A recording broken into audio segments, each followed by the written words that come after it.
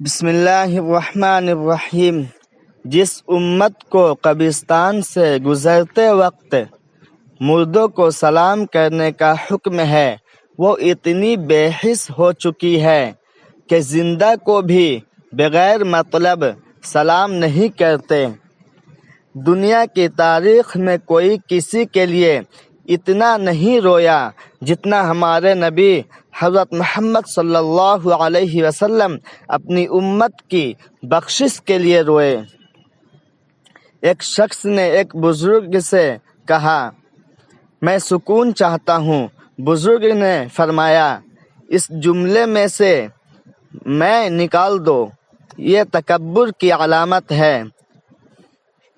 چاہتا ہوں نکال دو، یہ خواہش نفس کی علامت ہے۔ آپ کے پاس صرف سکون ہی رہ جائے گا۔ ایک بار حضرت جبرائیل علیہ السلام نے عرض کیا، یا اللہ، میں آپ کی عبادت کرنا چاہتا ہوں۔ اللہ جل جلالہ نے فرمایا، کر لو۔ انہوں نے 2 رکعت نماز کی نیت کی اور ایسے نماز ادا کی کہ 40 سال بعد سلام پھیرا۔ اللہ نے فرمایا، تم نے بہت اچھی نماز پڑھی، لیکن ایک امت آنے والی ہے جس کی فجر کی 2 رکعت سنتیں تیری اس نماز سے بڑھ کر ہوگی۔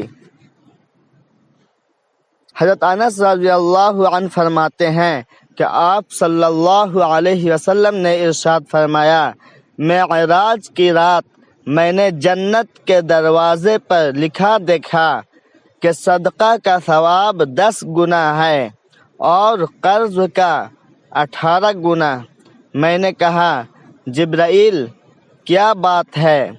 قرض صدقہ سے افضل کیسے ہے؟ تو کہا، اس لیے کہ سائل سوال کرتا ہے حالانکہ اس کے پاس کھانے کو ہوتا ہے، اور قرض لینے والا قرض اس وقت تک نہیں مانگتا جب تک اس کو واقع ضرورت نہ ہو۔